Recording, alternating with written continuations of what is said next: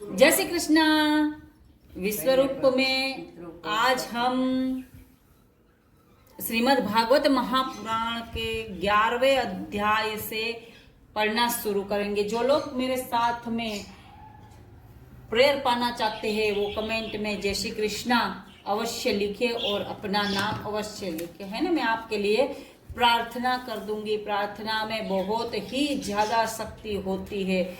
चलिए शुरू करते हैं। मैं अपने ये भागवत श्रीमद् भागवत महापुराण कथा में अपने परम पूज्य स्वर्गीय पिताश्री की आत्मा के मोक्ष और उद्धार के लिए पढ़ती हूँ, तथा मेरे जो भी पूर्वज है इन सबको भी मैं इनवाइट करती हूँ कि वो भी सब सुने और मेरे परम पूज्य पिताजी की आत्मा का मेरे परमात्मा भगवान श्याम सुंदर नंद नंदन भगवान श्याम सुंदर के चरणों में वैकुंठ के अंदर निवास हो, यही मेरी अभिलाषा है। इसलिए मैं ये गीता जी पढ़ रही हूँ। तो प्लीज आप सब लोगों को पसंद आए तो सॉरी, गीता जी नहीं, मैं श्रीमद् भागवत महापुराण पढ़ रही हूँ। गीता जी मैंने कंप्लीट कर ली है ना। चलिए, अगर आपको पसंद आए तो इन वीडियो को लाइक शेयर और सब्सक्राइब करना, और मेरे वीडियो को पहली बार अगर आप सुन रहे हो तो आपको जय श्री कृष्णा, और अगर दोबारा मेरी वीडियो को सुन रहे हो तो आपको बहुत सारा जय श्री कृष्णा और बहुत सारा आशीर्वाद। भगवान आपको सदाई खुश और सुखी रखे। चलिए शुरू करते हैं। 11वां अध्याय, प्रथम स्कंद का ये 11वां अध्याय है। 19 अध्यायों का बना हुआ ये प्रथम स्कंद है। चलिए शुरू करते हैं। धर्मराज युधिष्ठिर का राज्याभिषेक, भीष्म पितामह की अंत्योष्टि क्रिया, अश्वस्थामा का पांडवों सहित उत्तरा के गर्भ को नष्ट करने का प्रयास तथा श्री कृष्ण द्वारा उत्तरा के गर्भ में परीक्षित की रक्षा, तत्पश्चात श्री कृष्ण का द्वारिका का प्रस्थान। सुत जी बोले, हे ऋषियों, उस समय भगवान श्री कृष्ण एवं पांचों पांडव भीष्म पितामह की मृत्यु पर बड़े शोकाकुल हुए। इसके बाद श्री कृष्णचंद्र जी ने धर्मराज युधिष्ठिर को समझाते हुए कहा कि हे धर्मराज, इस संसार में सभी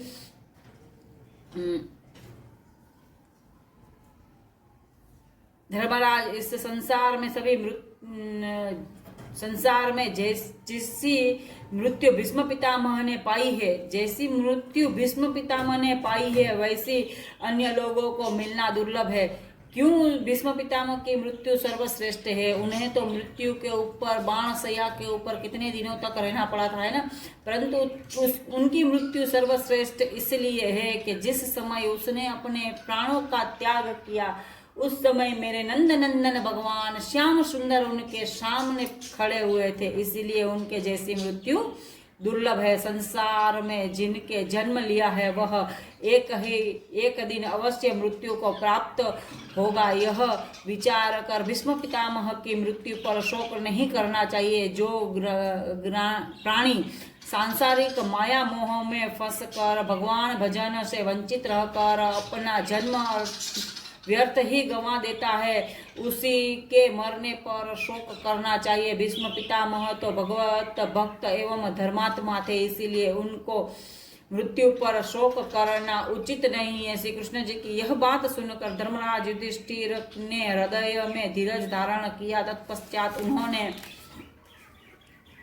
श्री कृष्ण जी की आज्ञा से भीष्म पितामह की अंत्येष्टि क्रिया की। इसके बाद श्री कृष्ण जी एवं ऋषि मुनियों ने महाराज युधिष्ठिर को इंद्रप्रस्थ हस्तिनापुर में लाकर राज्य सिंहासन पर बैठाया। उस समय उस महाभारत युद्ध के कारण पृथ्वी का भार उतर जाने से भगवान श्री कृष्ण बड़े प्रसन्न होकर धर्मराज युधिष्ठिर से बोले, हे धर्मराज, तुम धर्मानुसार प्रजा का पालन करके अपने आत्मीय एवं कुटुंबी जनों के सहित राज्य के सुख का भोग करो, और तुम्हारे मन में जो शंका है उसके पूर्ण रूप से त्याग करो। जो भी शंका है उसका त्याग करो। इस तरह धर्मराज को समझाने के बाद श्री श्याम सुंदर ने उनसे अश्वमेध यज्ञ को संपन्न करवाया। उसके कुछ दिनों बाद उन्होंने धर्मराज युधिष्ठिर से कहा कि हे राजन, अब हम द्वारिकापुरी को जाना चाहते हैं। सुत जी ने कहा, हे ऋषियों, जिस समय भगवान श्री श्याम सुंदर भगवान श्री कृष्णचंद्र जी द्वारिकापुरी को जाने की इच्छा कर रहे थे, उसी समय अश्वत्थामा ने अपने पूर्व अपमानित होने के कारण पांचों पांडवों को नष्ट करने के लिए पुनः ब्रह्मास्त्र का प्रयोग किया। ब्रह्मास्त्र पांचों पांडवों को जलाने के लिए अपने 5 मुख बनाकर पांडवों के पास आया और उसी ब्रह्मास्त्र का एक छोर का अंश गर्भवती उत्तरा के उदर में प्रवेश हो गया, जिसके फल स्वरूप उसके पेट में अग्नि जलने लगी।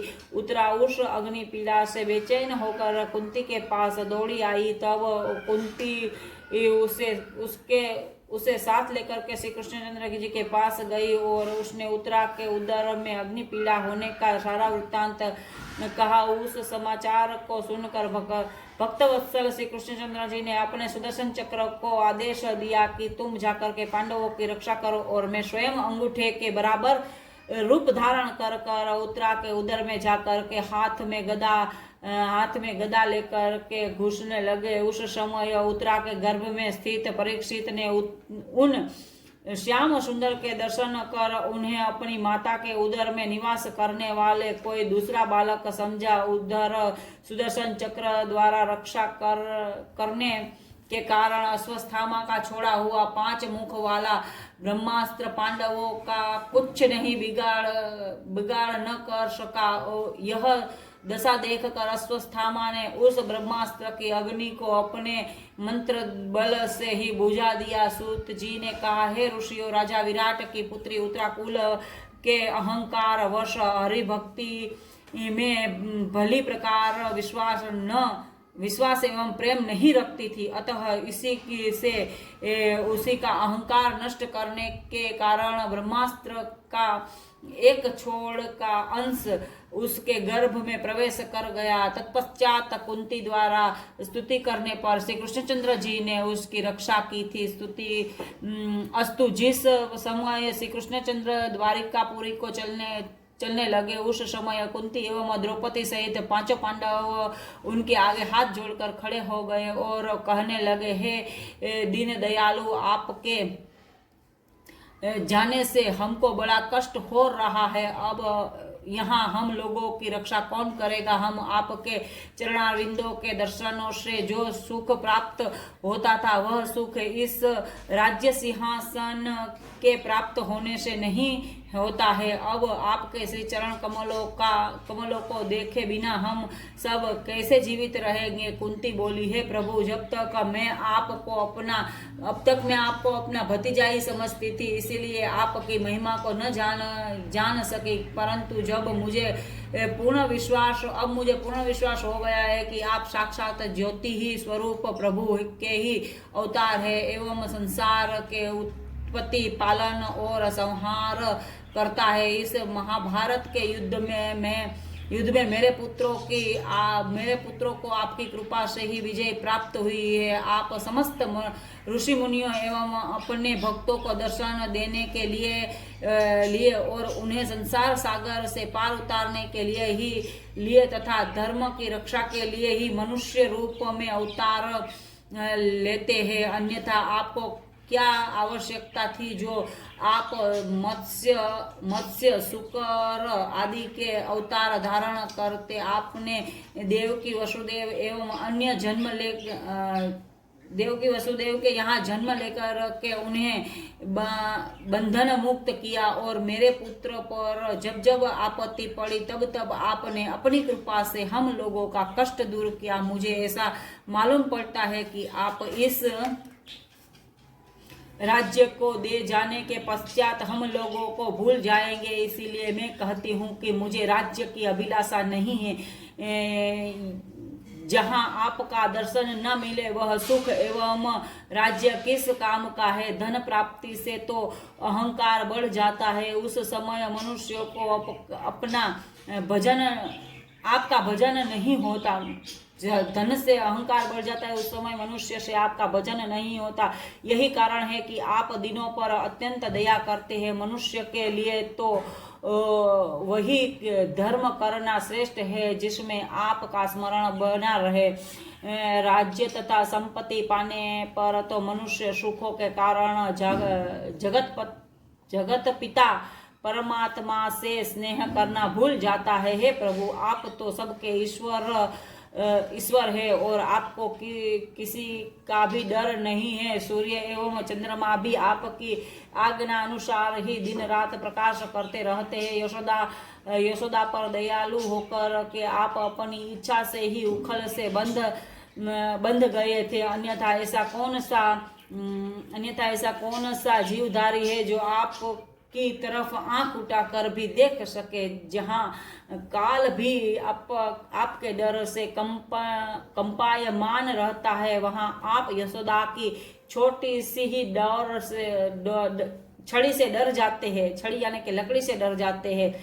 आपने अपने भक्तों को कुछ देने के निर्मित ही संसार में अनेकों चरित्र किए हैं। मैं यही चाहती हूँ कि मेरी भक्ति सदैव आपके चरण कमलों में बनी रहे और हर समय आपका ही स्मरण करती रहूं। है परमात्मा, जैसे कुंती चाहती थी वैसे मैं चाहती हूँ कि मेरे पप्पा की भक्ति सदैव आपके श्री चरणों में बनी रहे, जिससे मैं भी इस अपार संसार सागर से पार हो जाऊं। इतनी बात कहकर कुंती भगवान श्री कृष्णचंद्र के विरह में दुखी होकर विलाप करने लगी। उस समय श्री कृष्णचंद्र जी ने कहा, है कुंती, मैं तुम्हें कभी नहीं भूल सकता। मुझे द्वारिकापुरी से आए बहुत दिन हो चुके हैं, अतः अब वहां जाकर सब लोगों को देखना है और मेरे सखा सात्यकी तथा उद्धव आदि की भी अब घर चलने की विशेष इच्छा है। भगवान मुरली मनोहर ने ऐसे वचन सुनकर धर्मराज युधिष्ठिर ने अर्जुन से कहा, है भ्राता, तुम अपने दल एवं सूरवीरों के सहित श्री कृष्णचंद्र जी को द्वारिका तक छोड़ आओ, क्योंकि इस महायुद्ध के कारण अनेकों लोग हमारे शत्रु हमसे शत्रुता मानते हैं। अतः कहीं ऐसा न हो कि मार्ग में कोई दुश्मन कृष्ण को हमारा हितैषी समझ कर कोई उपद्रव मचा बैठे। धर्मराज युधिष्ठिर की आज्ञा अनुसार अर्जुन ने भगवान श्री कृष्णचंद्र जी के साथ द्वारिका जाने का सारा साज सज्जा लिया।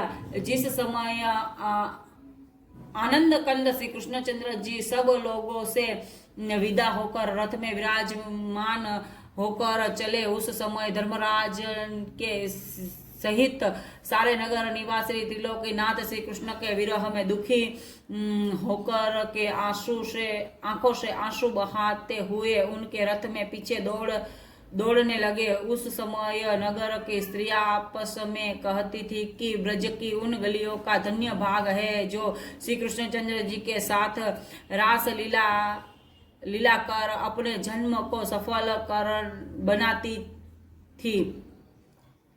उन रुक्मणी आदि 16,108 रानियों के भी बड़े अहोभाग्य है जिनको श्याम सुंदर जैसे पति मिले हैं। हस्तिनापुर की स्त्रियां इस प्रकार आपस में बहुत सी बातें करके श्री कृष्णचंद्र जी के ऊपर पुष्प वर्षा कर रही थी। आनंद कंद श्री कृष्ण जी उनकी बातों को सुनकर और उनके हृदय के सच्चे प्रेम को जानते हुए उसकी बाकी चित्तवन से